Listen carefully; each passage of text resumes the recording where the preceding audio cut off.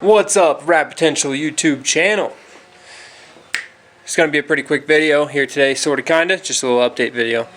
And some good info on some carburetor stuff, as usual. So, truck update. If you watched the last video, here's your truck. About halfway done with this one side, or we'll say 80% done with the one side. Pretty much got this whole bed side just about stripped. I'm going to start on the other bed side this afternoon. Half the roof's done. All the cab fender, and I started on the hood, but there's a lot of primer on this hood, so we'll have to keep working on that. But the real reason for the video, so wanted to share some more carburetor stuff. Like I said in my prior video, I am not a carburetor expert by any means. You know, haven't been playing with these things for that long, but I've at least played with them enough to be able to make them work on my cars with the information that's on the internet. So what we've got here is a full Bridgeport 12A and a 50mm Weber on a like Star Mazda racing manifold, I think is what these are called. So I ran this carburetor and intake on my half bridge 12A,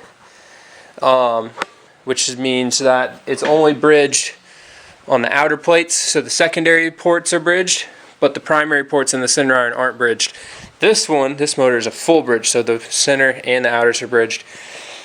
And basically, the thing ran awesome. It ripped.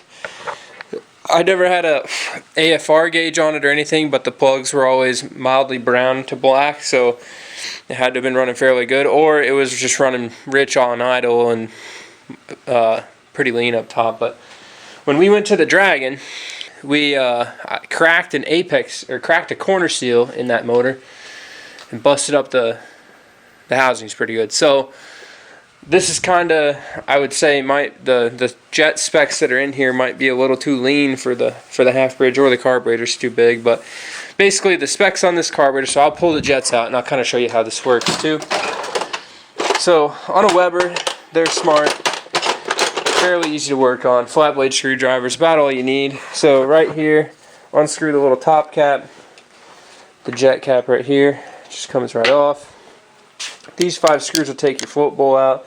So right here you have your primary jets and your secondary jets, or the main jets and the pilot jets, whatever you want to call them. So they are mounted in these big tubes. So this is basically what you play with. So I'll take this apart here in a second and show you. Let me pull. Hopefully that's not broken. Just hit the floor. Pull this one out too. So the nice part about Webers is you can just pop this stuff right apart. It's super easy to get to. Everything's fairly simple. Okay. Do a little inspection guy on this. Or hit the ground. Looking okay. Alright. So basically in here, I'm going to put this down and point at the ground. So in here, this thing comes apart in a bunch of different ways. So you have the main jet at the end, which is this guy right here. Then you have the emulsion tube, which is this guy. Now in the top of the emulsion tube you have the air bleed, which comes out right there. That guy, and then you have the holder. So this thing just basically is the part that holds it all in. Same thing on this. This splits apart down here. I don't know if I can get it apart. Come on. Okay, it's being a pain. But basically the nozzle comes off of this holder as well. So if you go through and you look at all this stuff, they've got numbers on them. So for example, on the pilot, this is a F9 right here. Looks like 60 F9. So that would be the size and everything of this orifice at the end. Holder doesn't matter. So the air bleed that I have is a 165 primary air bleed. I believe this is an F9 emulsion tube, F11 emulsion tube, and then the main jet is a 240. So that's basically how I had mine set up to run. And it worked. Ran good, drove around town good, everything was fine. like I said, it did burn down on the Dragon. But that motor had a ton of miles on it before I put this carburetor on. So basically your air bleed's hidden under the holder, and then this whole unit drops back into the carburetor. So that's those two things. Now, another thing you can do on Webers, and which is what I have to do on this. So there's your like squirter in there, and the idle squirter is what's poking down there. So basically, if you notice, there's this sleeve here with the cool Star Wars looking thing in it, and then right below it, you can kind of see it. Anyways, there's a choke tube in there. So basically, there's a smaller diameter sleeve that you slide in there to neck down this hole on both sides. So mine is running 48 millimeter choke tubes. So I would say that basically converts your carburetor to a 48 millimeter, but it doesn't, because you're going to have the Venturi effect of like this, a lot of air coming in and then getting neck down, so the velocity is going to increase. So most Weber setups, unless it's like a 45, would probably have a choke tube in it. So that's kind of like the easy peasy rundown of what my carburetor setup is for right now. Because this is a full bridge, and because I had a little bit of an issue with that one,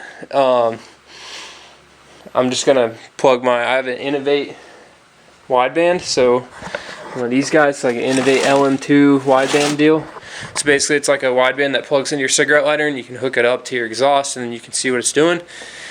So that exhaust on that car has a wideband bung for me, and then basically I'll just hook that up and run it, and we'll drive around and see what it's doing, and then we can change the jetting or the air bleeds and stuff from there. So yeah, that's kind of the Weber setup, but this should be pretty cool. So this is all painted up. This motor's going to go back in the silver car, and which is up there.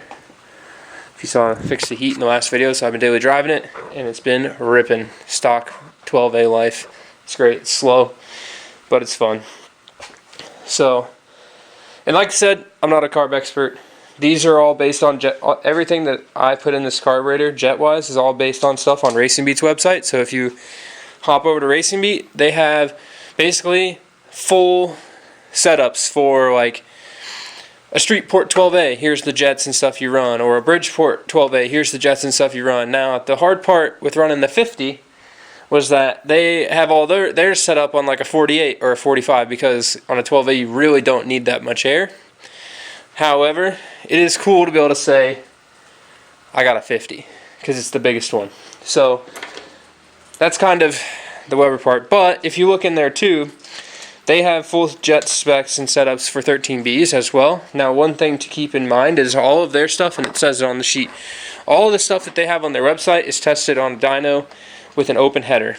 So you have to think, if you're going to have a full exhaust or your car's going to be quiet, you're going to have to lean it out a little bit, just because you're not going to have the same amount of like exhaust flow that an open header has. Unless you're running an open header, then you'd be good.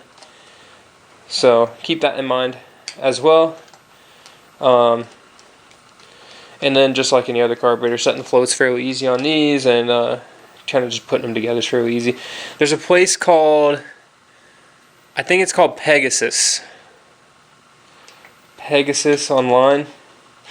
So it's like an Italian deal, and they sell all sorts of Weber parts. So you can still buy like top caps, you can still buy jets, you can still buy all sorts of stuff. This is kind of the leftover remnants of the Weber rebuild kit. But you can still get all of that. So they are fairly simple cars to work on, and like I said, I just based a bunch of my stuff off like how a Streetport 13B would run, and then slapped it on my Bridgeport 12A. So go from there. But yeah, thanks for tuning in. Subscribe if you want to see more rotary stuff at the Rad Ranch, and I'll keep you all posted once we get this in the car and running. Keep it rad.